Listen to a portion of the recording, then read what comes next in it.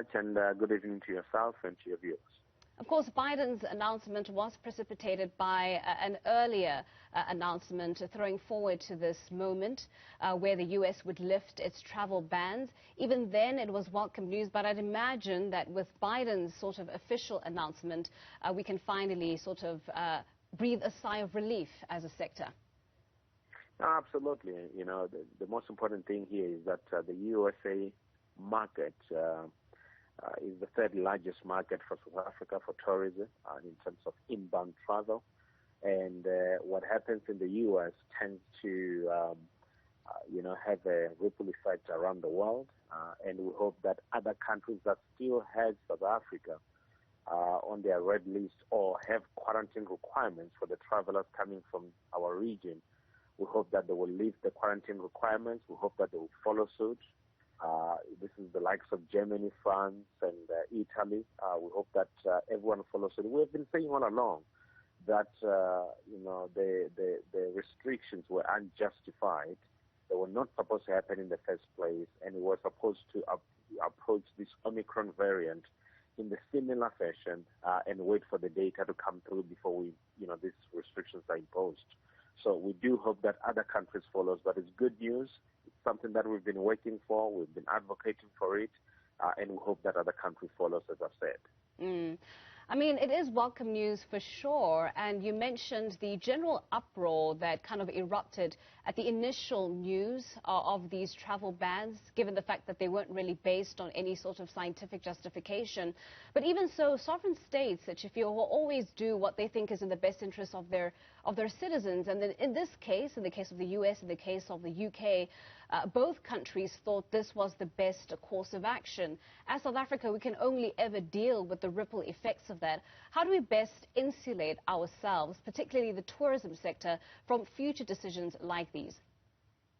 Well, the first thing that we have to do is to respect, the institutions like the World Health Organization or the UN, being the World Health Organization being an arm of the UN, and to follow the protocols that we've put in place that governs how we should react to this type of things as the world. And that was not followed. This type of decisions were taken on a bilateral basis, country to country. That's why we've said that, the bans were unjustified and unscientific. So that's the first thing that we had to do. Because our scientists here in South Africa, they deposit the very same information to the very same depository where all the scientists in the world get to look at the information and make decisions. So what we have to do is to follow the scientific evidence first before we make this type of decision from any country in the world. But that was not followed because every country, sort of took to their own interest and did what they want to do. So that's number one. Number two, we have to make sure that we open the global travel. And global travel meaning that travel, across the world has to be opened. We have to have universal rules in terms of how we do things. And we have to make sure that the people that are supported by the travel and tourism industry are supported. The third thing for us here in South Africa is to make sure that as much as we are reliant on international travel, which contributes around 44% of the total spend, domestic travel is important. We have to make sure that the culture of travel, is instilled within our own community and people support the domestic travel and tourism industry. And we've seen this now in December, where a lot of people are traveling across, many parts of the country. They are supporting us. We have more people back at work.